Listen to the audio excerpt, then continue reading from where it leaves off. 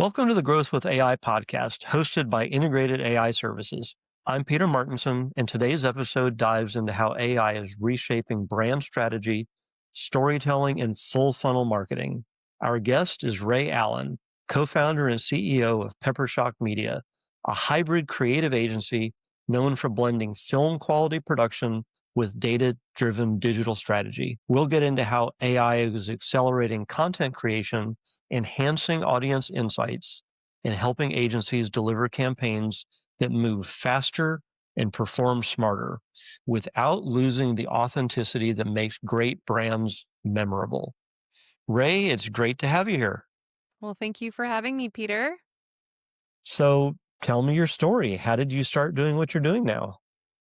It all started when I was 15 years old, believe it or not.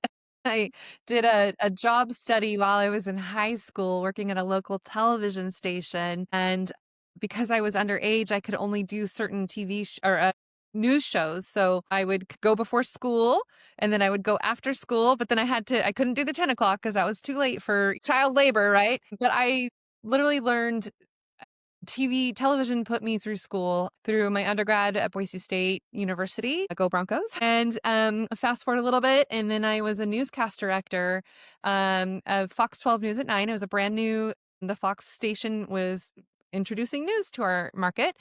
And so I was directing news, and then along came this guy that was ultimately my technical director. And we worked together for a while. I was his boss. And then fast forward, we're now married and two kids, started a business together 22 years ago. So, yeah, Drew and I have had the business since 2003. And we actually moved to Seattle for a little bit, and he got a degree in video production and design at Art Institute of Seattle. I worked on my master's degree while working at Northwest Cable News and then the Fox station there. Hmm. Something kind of clicked. We wanted to boomerang back to the Boise, Idaho area and start our business. And my degree is in marketing and entrepreneurship. And then I had a lot of, station promotions and just variety of things that I did in Seattle. So we brought all that big city experience back home to Boise and started the business in the bonus room of our the first house we bought, and kind of just been growing and going and adding staff and capabilities and staying on the bleeding edge of what's next in throughout the 22 years that we've been doing this business together. I guess, well, it'll be 23, so at least over 2 decades anyway. That's impressive. That's a long run, and congratulations on keeping the marriage going for 22 or 23 Well, thank years. you. Yeah, it's marketing and making it work. It all comes together. And I'm also an adjunct now, kind of full circle. I actually teach marketing a couple classes at Boise State, and I'm about to also Mm. teach at College of Idaho. So I love it. I love to share what I know, and it's definitely impacting the next generation of marketers and producers and content creators that will come through the doors of my classroom. Wow, that's awesome. So having been in the industry for 22, 23 years, you've seen a lot of change and you like being on the bleeding edge of what's new. So can you tell us a little bit about what you used to use before, let's just use the birth of ChatGPT as the beginning of the AI era. So can you talk to us a little bit about the tools you used pre-ChatGPT and the tools you're now using Yeah. in the post Chat GPT era? It's interesting because people were using ChatGPT or AI tools before they really even recognized that they were using it. So things like Grammarly is Mhm. is, it's artificial intelligence generating information, and even, just different forms of artificial intelligence was being introduced to us. But I would say, yeah, things definitely sometimes took a lot longer, especially if we had anything to do with spreadsheets, analyzing data and statistics and understanding, the mean and sample population and media buying itself. I mean, there was definitely a lot of manual labor, if you will, in trying to figure out equations and understanding predictions and future casting the things that we were doing. I would say, back in the day when we very first started utilizing Facebook advertising or Google or any of those things, we were doing things manually, like the A/B testing, right? We wanted Mhm. to test a message test a image, the filters that we would put on and who we want the messaging to get at. And we were doing all that manually, right? Tracking everything manually.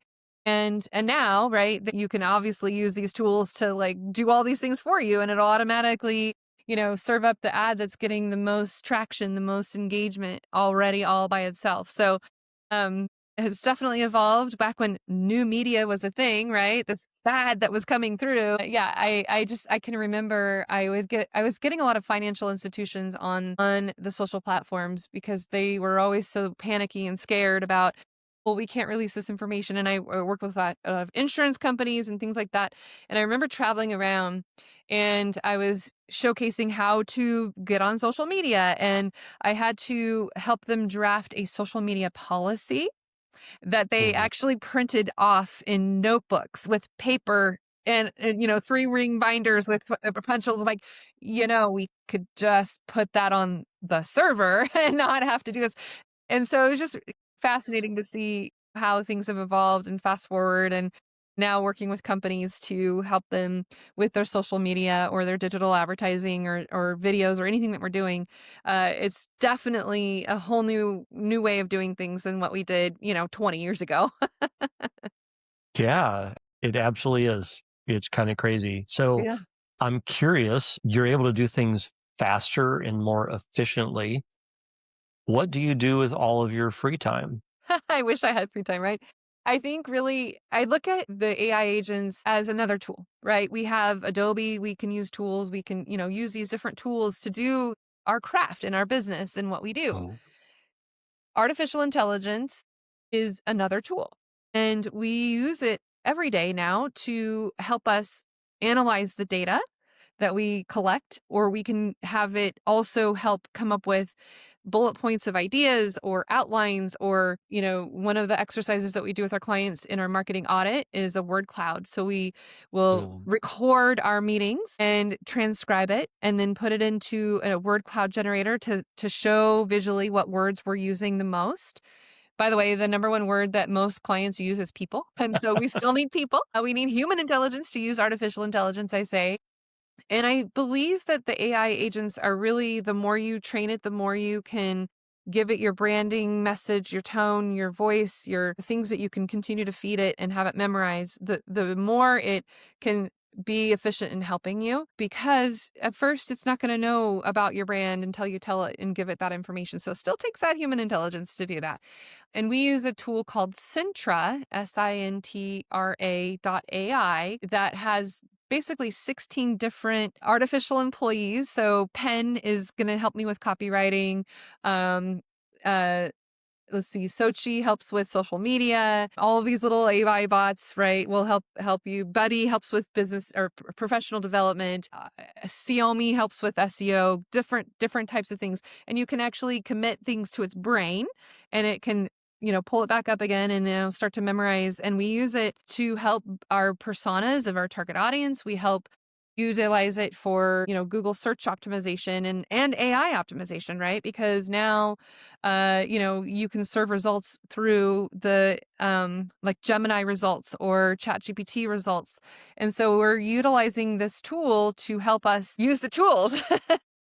Yeah, yeah, absolutely. So, one of the other things that you do is film quality production. Are you finding that you're starting to use AI for any of that, either creation or editing?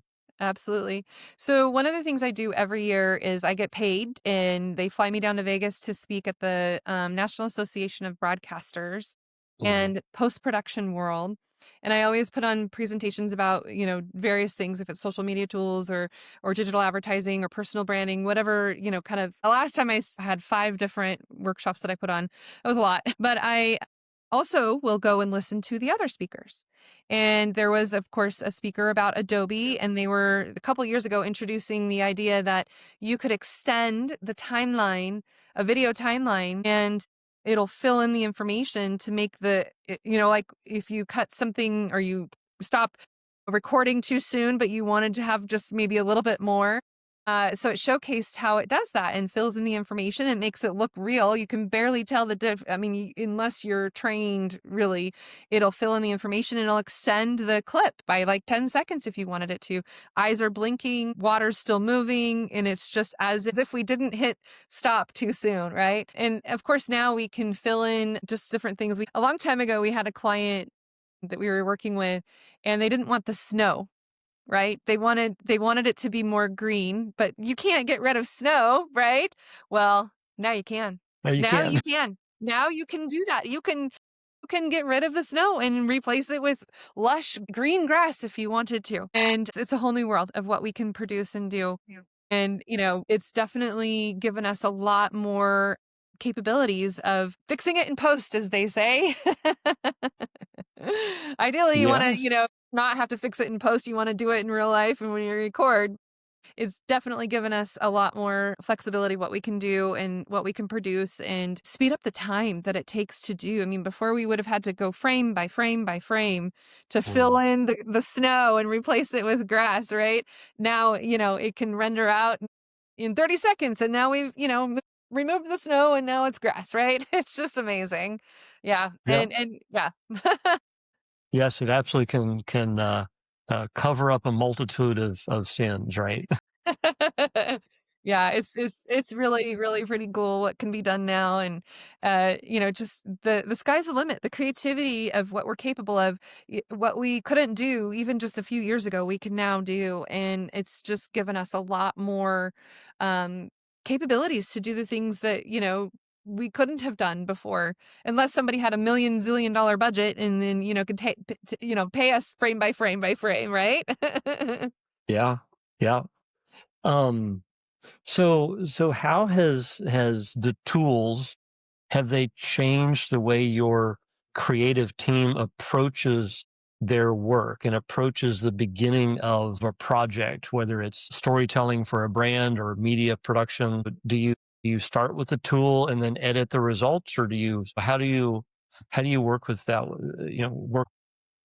I would say kind of both and in between. Sometimes, we might start with utilizing AI to help generate some just ideas of inspiration and come up with, images that could potentially be something that we're looking for. Cause you can now tell it, I want a dog at a barbecue with a hot dog and I want, a seagull. And, you can just tell it whatever you want, and now it'll generate some images that can at least be used for ideas of inspiration. It's not perfect, obviously. It's still, got some work to do. But if we want to create images, we can certainly use it for inspiration. I was coming up with, we were just having a fun. We have a ladies retreat that we do every year, and we always have a different theme every year, so we have t-shirts and fun, and we play poker. So we were wanting to come up with a fun t-shirt design that's raising stakes, something, yeah, raising, I don't remember exactly, raising standards and stakes. Well, stakes like poker stakes, but it came up with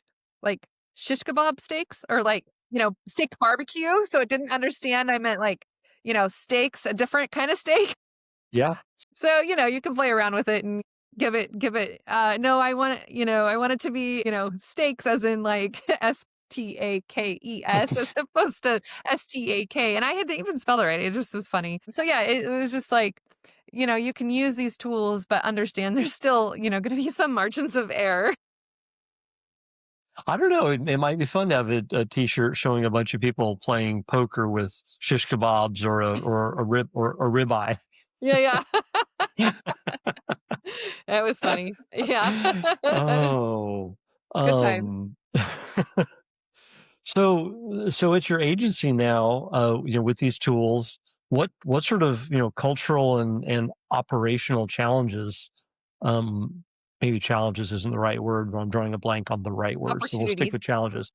Have you faced with like integrating AI? Have you found that maybe you need a different kind of employee, that you need either much more technical or maybe much more creative, or you know uh, talk about how these new tools have sort of changed the agency? I would say we've been able to evolve. I mean, just like anything, anytime a new social media platform comes out or, a new tool, we've been pretty good about being able to evolve and learn how to use it, play around with it, do some R&D, test things out and work with our clients on, hey, we're trying something new. We're working on this. We want to incorporate some new way of doing things and it's been pretty solid. I think just understanding workflows where we can integrate AI agents and I mean even now our financial software you can do things with AI in it and we just learned about. I was like, well, that's cool. I didn't know they just added that as a feature. So I'm like, how fascinating that we can now do these things that are gonna, be helpful to us in a lot of different ways. So I think our staff has definitely been right alongside with us evolving into what's next, what's new. We did have,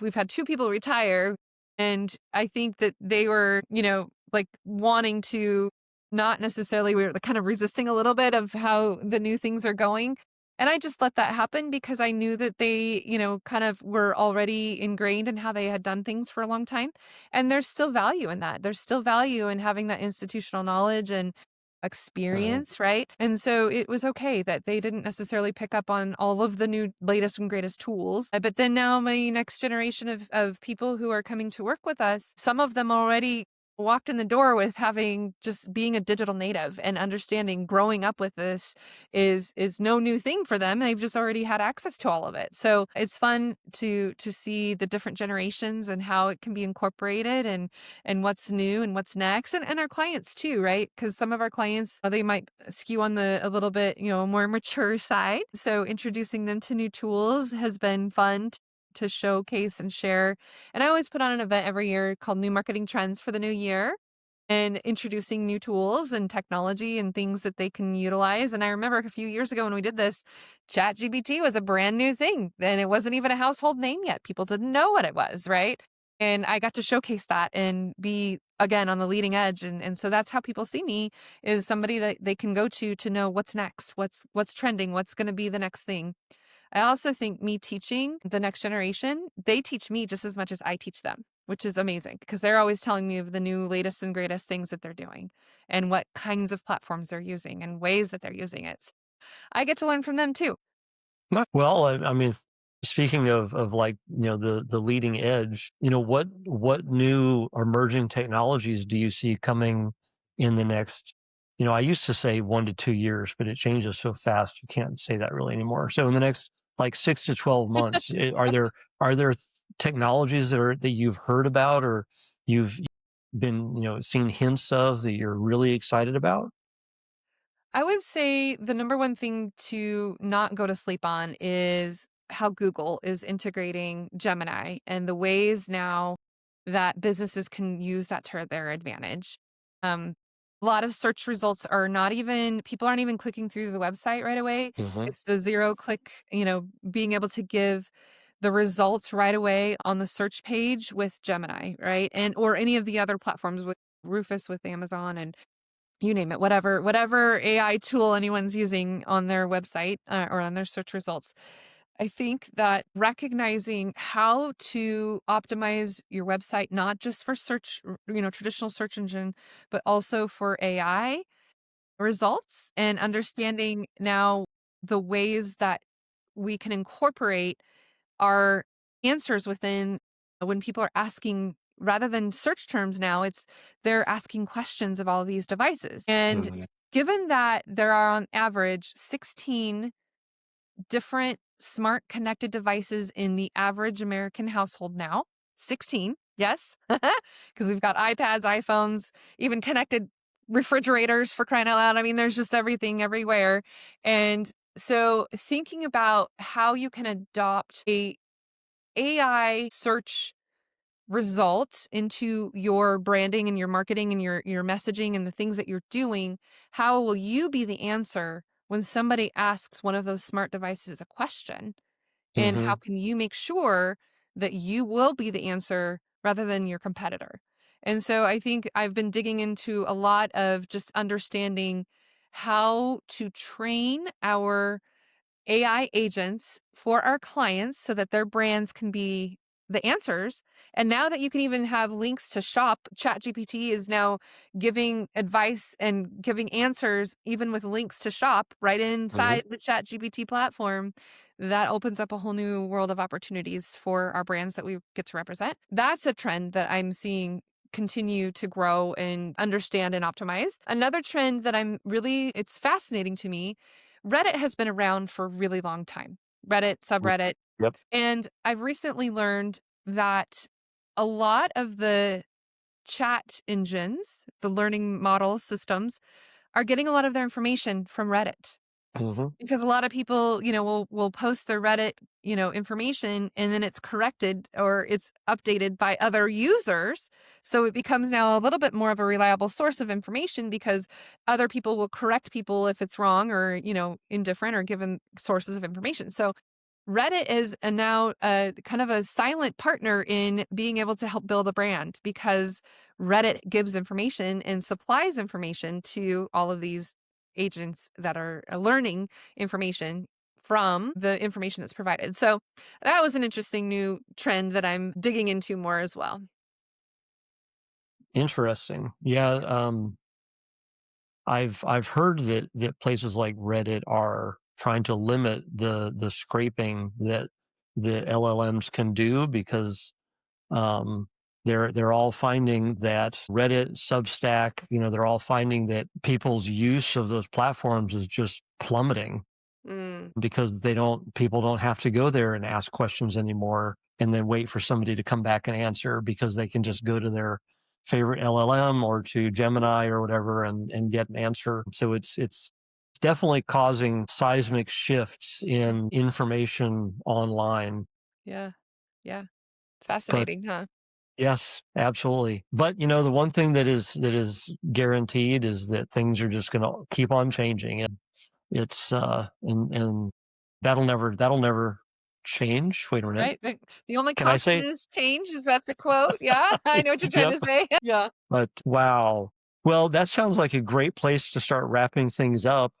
Before we finish this great discussion, what do you want someone who might hire you to know about you and your agency? Probably 2 things I'll mention. 1, we always love to start with a marketing audit, and I promise it's not like an IRS audit, but we go through a whole process of what to start, stop, keep, or tweak doing, what their agency or I mean, sorry, their target avatar of who they want to target the most and kind of go through that customer journey with them. So we start with a marketing audit, and peppershock.com/audit is some information about that. And then the second thing is I also have a podcast called the Marketing Expedition Podcast. It's a top 5% most popular podcast globally now, which is awesome. So yeah, check out the podcast. And we are biweekly now. We were weekly during COVID, but I think biweekly is just right. To release our content there. So yeah, that. And then I would say, people can reach out to me on LinkedIn. Just make sure you spell my name right. It's Rhea, which is Ray, even though it looks like Rhea, but Ray Allen and or Pepper Shock Media. Happy to assist and help and share and show and tell and consult and produce if we can. Awesome. Well, we'll have links to your LinkedIn profile and your website, and I will also put a link to your podcast in the show notes so people Excellent. can easily find those. Yeah, I would love that. Thank you, Peter. Well, fantastic, Ray. Thank you so much for a great discussion. This has been a lot of fun, and maybe we'll talk to you again in a year Yeah, and see what sort of changes have happened in. absolutely. Would be happy to do so. Thank you. All right. Well, take care, and we'll talk to you soon. Okay.